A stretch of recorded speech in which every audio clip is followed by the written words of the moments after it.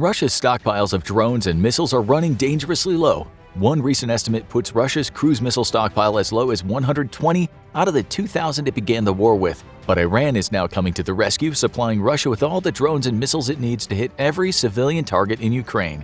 But what exactly does Iran get out of helping Russia? Iran and Russia are both countries with few real friends. While there are several countries who tolerate or feign close relations with Russia, none of them were willing to offer more than token support for Putin's invasion of Ukraine. Similarly, Iran is also a country with few friends. It might have some legitimate political beef with the United States after decades of it propping up a dictatorship in the country, but Iran is sort of like the most hated kid in school because it's pissed off every single one of its neighbors. Israel tops the list of Iranian enemies, but while the rest of the Middle East has gradually gotten off the death to Israel bandwagon that was so popular up until the 80s, Iran refuses to let old fads die. To this day, Iran remains the only major power in the region who seriously wishes to see Israel destroyed. But Iran's antagonism has worn thin on the nerves of its other neighbors too. Saudi Arabia and Iran have famously been relationship status frowny face with each other for decades, and it doesn't help that Saudi Arabia's favorite hobby is to antagonize Iran and then hide under America's skirts. Jordan and numerous other countries are also pretty tired of Iran and have threatened to pursue their own nuclear program should Iran get the bomb. The first and most obvious thing that Iran gets out of helping Russia take even longer to lose the war in Ukraine is making a friend. Russia and Iran, along with North Korea, are sort of like your high school edgelords, pretending they don't want anything to do with the cool kids while secretly all three would faint if America the prom king asked them to the big dance. Surprisingly though, that doesn't mean they're besties, despite it being very obvious that to survive they should stick together. For starters, Iran had a very rocky relationship with the Soviet Union. On the one hand, both of them had their same favorite band, Death to America, with their self-titled smash hit Death to America, but on the other hand, Iran was a religious fundamentalist autocratic tyranny, while the Soviet Union was an atheistic nationalist autocratic tyranny. Like star-crossed lovers, their similarities ran as deep as their dissimilarities. This made things difficult for the religious fundamentalist Iranians who thought it was a sin to do business with atheists. There were more practical concerns for the Iranians though. The Soviet Union was an arms exporting powerhouse during the Cold War. As long as a single citizen had even the faintest anti-American thought, the Soviet Union would be practically drowning your country in military hardware. Iran gladly bought up all the exports the Soviet Union would give it. There was one huge sticking point between the two would-be BFFs. Like that guy all your friends warned you about, the Soviet Union was flirting with Iran's neighbor, and the very country Iran was fighting a decade-long and extremely violent war against. By selling weapons to both Iran and Iraq, the Iranians were having trouble feeling much love for the Soviets. Iran, don't hate the player, hate the game. But that's all in the past now, and both Russia and Iran find themselves in even worse positions than they were during the Cold War. Today, by supplying Russia with weapons, Iran is hoping to strengthen a bond between the two nations. The weapon shipments are also likely a different bit of diplomacy, a bit of a thank you from Iran to Russia. When the Syrian civil war started, things didn't look good for Syrian President Bashar al-Assad, and they were looking even worse for Iran. The rebels had the backing of the United States of America and a lot of its allies and partners, while Bashar al-Assad had, well, Iran. Assad's days were numbered, and his regime was on the verge of collapse, and this was bad for Iran. A pro-Western government would mean yet another American friend in its neighborhood.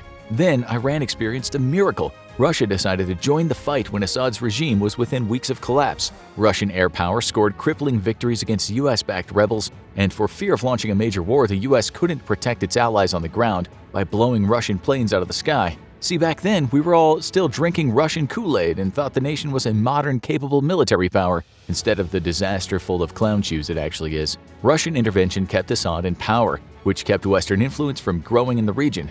Iran basically owed Russia one, and throwing its weight behind it during the Ukraine war was one way of saying thank you and repaying that debt. Iranian assistance, though, might be going past saying thank you and going straight to, okay, now you owe us. It's no secret that Russia screwed the pooch invading Ukraine, and now its military is struggling with basic logistics. Iranian assistance at this point is basically invaluable to Russia, and in return, Iran might soon be asking for Russia to repay that favor. To date, Russia has allowed Israel to operate with impunity inside of Syria, leading to airstrikes against Iranian proxies and sometimes even Iranian targets in the country.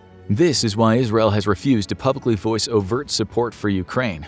Iran will likely pressure Russia into no longer giving Israel unfettered access to Syria, which will take the heat off Iranian proxies and operatives working in the nation.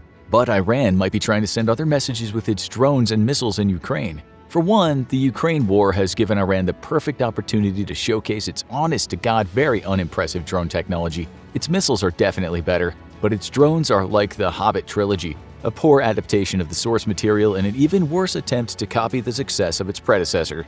The cool thing about the drones, though, is that even if you're ordering them off Wish.com, they can still be pretty deadly weapons, especially if you use them against undefended civilian targets. And that's really the entire point of giving Russia a bunch of its drones and missiles. Iran is sending a very loud message to America and its allies. Try and start a war with us when we refuse to shut down our nuclear weapons program, and you're gonna suffer for it. Iran wants America to know that war against it won't be easy, and showcasing its incredibly moderate effectiveness of its weapons is one way of doing that. If Ukraine can be defeated, though, Iran gets yet another prize. Right now, the US is like the prom king, and its allies and partners are like the prom committee. Listen, we don't know how proms really work. We're all nerds. Nobody ever invited us to one. Our point, though, is that the US and its allies are all sitting pretty tall on the world stage, and such status affords the West a great amount of what's known as soft power. That's the ability to influence nations into doing what you want them to do without actually having to coerce or threaten them.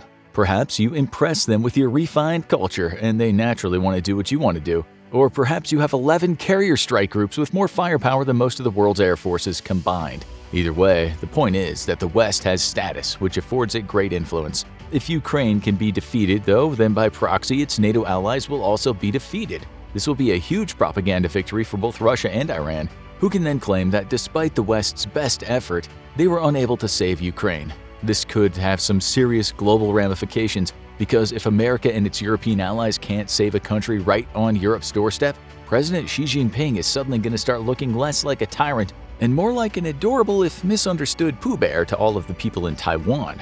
An obvious benefit to Iran supporting Russia, though, is that it gets to show the world what its weapons can do. There's nothing better for a struggling arms industry than a good war, and Iran is taking full advantage of this to show the world that its weapons actually work. Suffering under some pretty harsh sanctions, Iran needs to turn a buck whenever it can, and showing off the effectiveness of sophisticated systems such as drones and ballistic missiles is a good way to generate interest, especially since Iranian weapons are going to be significantly cheaper than Western weapons, and most people buying Iranian weapons are only doing so because they can't get Western weapons. Iran itself is also getting the benefit of actually seeing these weapons in action. While they aren't facing the type of threat that the United States presents, Iranian weapons in Ukraine are still being in effect tested under battlefield conditions. The US has repeatedly spoken about the lessons being learned in the Ukraine conflict, and Iran is no exception. Up until their debut in Ukraine, Iran hadn't had much of an occasion to use many of these weapon systems in anything approximating a modern battlefield. Now it has reams of combat data. That data would no doubt be more useful if Russia wasn't almost exclusively using these drones to target largely undefended civilian areas. Then there's the most basic of reasons for Iran's support of Russia: money.